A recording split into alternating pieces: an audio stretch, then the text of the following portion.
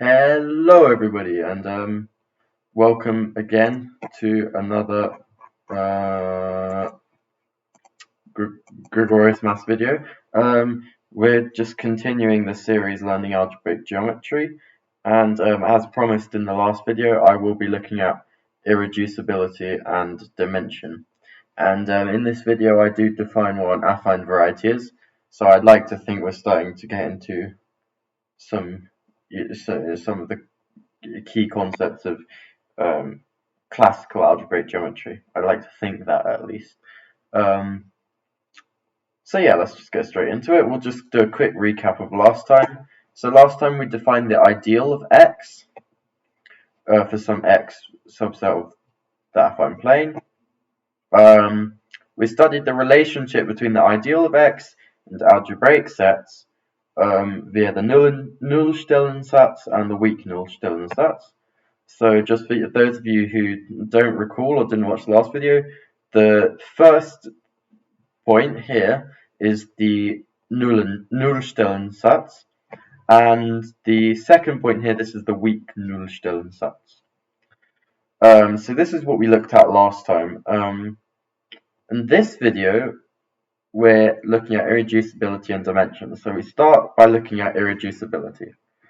So the idea comes from something like this. So if we have an algebraic set given by the set of all x1, x2 equal to 0, then this is just the union. It can be broken apart into two different algebraic sets, x1 and x2, where x1 is just the set of all x1 equal to 0, and x2 is just the set of all x2 equal to 0. And it's just the union of these two algebraic sets. And so this set X is called reducible. So our original set subset of the affine plane is reducible because it is a union. It can be written as the union of two smaller algebraic sets. And you can generalize this idea for all topological spaces, but for algebraic geometry, we'll just be looking at what happens with the Zariski topology in mind. So a topological space is said to be reducible if it can be written as the union of two closed subsets of X. And of course, otherwise it's called irreducible. And actually the definition of an affine variety is an irreducible algebraic set. So this algebraic set here is not an affine variety. Now, there is some inconsistency in the literature, because some people will call a variety an algebraic set and they'll call an affine variety an irreducible variety. But that's not what the notes that I'm looking at are doing, so that is not what I shall be doing vis-a-vis I don't want not notation, but wording. There's a better word, but it'll come to me later. Anyway, yeah, so this is the definition of reducible, this is the definition of affine variety, and we'll get into a couple of examples of affine varieties, but there's a very important correspondence between affine varieties and another concept in algebra called prime ideals.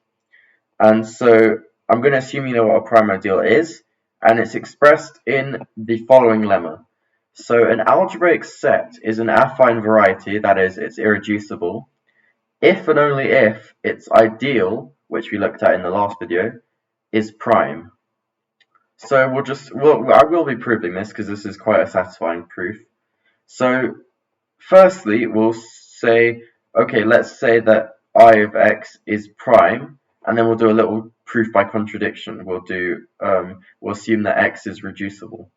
We'll show this is impossible, which would show this direction. So let's say that x is reducible and I of x is prime. Then I of x can obviously be written in this way. So it's just that I of x1 union x2. And that is this is an exercise in the notes, which I do have an answer to. I'll do a little blog post with answers to exercises that I did. At some point, but anyway, this is equal to I of x1 intersect I of x2, but I of x is prime, and so we can say that I of x is equal to I of x1, and so x1 is equal to x. So, obviously x is not reducible, and that's a contradiction, and therefore this direction is proven. So now,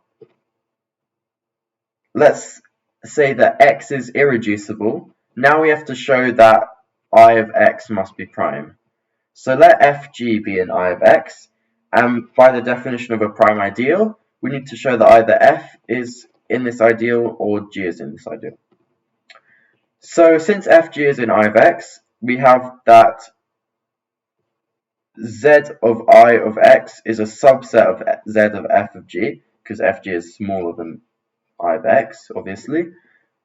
So in other words, this z and the I cancel each other out. X is a subset of z of fg, which is just z of f union z of g. So X is the union of algebraic sets, because if X is a subset of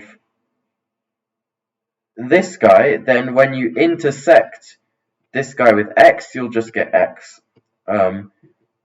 So X is equal to this thing intersect X, and then we distribute the X inside.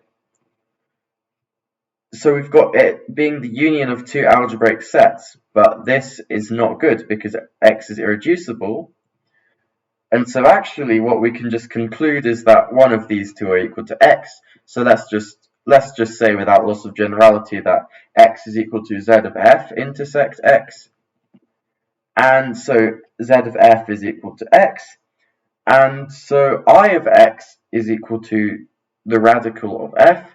And so F is in I of X, which is what we wanted to prove originally. So we wrote it as this union of algebraic sets. We use the fact it's irreducible to guarantee that it's equal to just one of them, and then we used Hilbert's Nullstellensatz to show that f is in I of x. And this is quite a nice correspondence. Again, notice how algebra and geometry keep on corresponding with each other. I have a nice little table for that later, so I won't start listing the examples now that we've seen so far. I'll just move on. But a couple of examples, a couple of basic ones. Affine n space is an affine variety, as you would very much like it to be, because its ideal is just the zero ideal, which is prime. And if f is irreducible, an irreducible polynomial, then the algebraic set z of f is also an affine variety. So these are just a couple of basic examples which we would expect to be true. Okay, so now we want to know, so Noetherian spaces, I'll just call them n spaces because that is really hard to pronounce for me, I don't know why. Anyway, so of course they're not actually called n spaces, so don't go around calling them n spaces. I just don't want to butcher this pronunciation all the time. So, and the motivation for studying these spaces is we want to see if every space can be reduced into irreducible components. But obviously we can't expect this to be true all the time, so we want some sort of reasonable conditions. And our answer lies in n spaces. So the definition of such a space is very similar to the definition of an n ring. That is, every descending chain of closed subsets is stationary. And as required in the motivation for this space is it can be reduced into irreducible components. So the precise statement is every n space X can be written as a finite union of irreducible subsets. Now, assuming that this Xi is that none of these guys are subsets of each other, which of course would be kind of cheating, then the xi are unique. So these guys, not only do they exist, but they're unique, of course up to permutation, and they're called the irreducible components of x. Now I won't be proving this, the proof can get a bit technical, but it's good to know this is true. And so basically what we're saying here is that we can break up a algebraic set into affine varieties. Okay, so now a little side note. Obviously we're studying algebraic geometry, so it's good to keep a note that this is happening. There is often such a correspondence between geometry and algebra, and of course algebraic geometry is highlighting this very nicely. So with geometry, we have points in affine n-space, but by the weak Nullstellensatz, this corresponds to maximal ideals in this polynomial ring. Affine varieties correspond to prime ideals, and algebraic sets to radical ideals. And so actually, hold on, I've just had a thought here. Of course, I probably shouldn't be doing this in the middle of a YouTube video, but I guess if we say that algebraic sets can be written as a finite union of affine varieties, then does this mean that radical ideals can be written as a finite union of prime ideals? Does this reasoning hold? I'm not sure, so if you know, then let me know in the comments. I might look it up afterwards. But yeah, there's just a nice thing, a little bit of interplay between geometry and algebra. So, okay, so we've done irreducibility. Now we move on to dimension. So, firstly, a warning is that this definition of dimension, which I'm going to give, I think it's similar to the definition of cruel dimension of a ring, but it's only really interesting for topologies like the Zariski topology, so really weird and messed up ones, basically.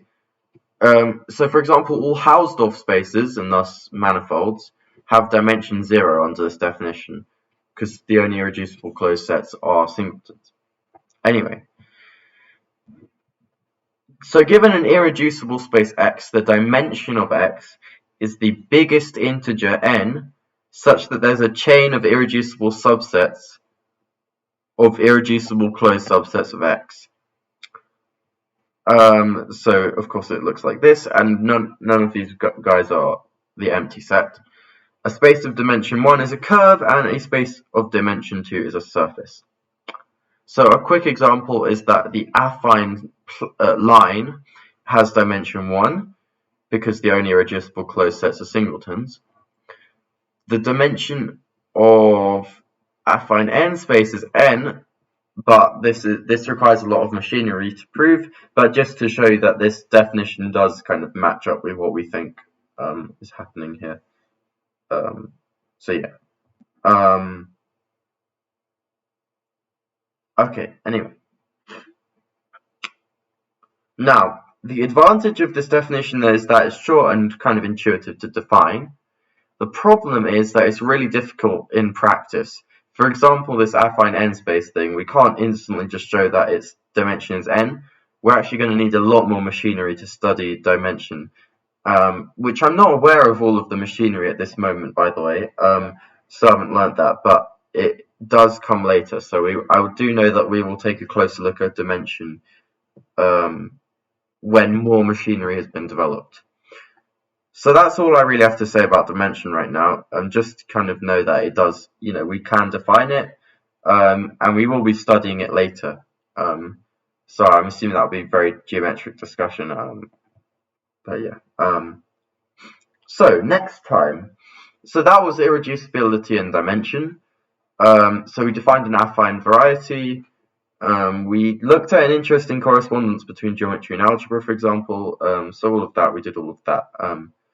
And okay, and yeah, I will be posting at least some answers to exercises that I was able to do. I'm pretty confident I'm right on in a blog post at some point. Try to keep the blogs, I don't want to say active because obviously it's not an active blog, but keep it not dead basically. Anyway, next time we'll be looking at functions on these affine varieties. So we'll be building up just as we've been building up to affine varieties in the last 3 or so videos, we'll be building up to morphisms between affine varieties. So we'll define the coordinate ring in the next video. We'll define the local ring of the space at a point P, and we'll look at plenty of examples and probably some more stuff which I'm leaving out of this list. But anyway, yeah, that was irreducibility and dimension. Just know that I'm not an expert on this, so if anybody has anything to point out, then do, and I will pin a little comment in the comments. But yeah, that was irreducibility and dimension, and yeah, I'll see you guys in the next video. Goodbye.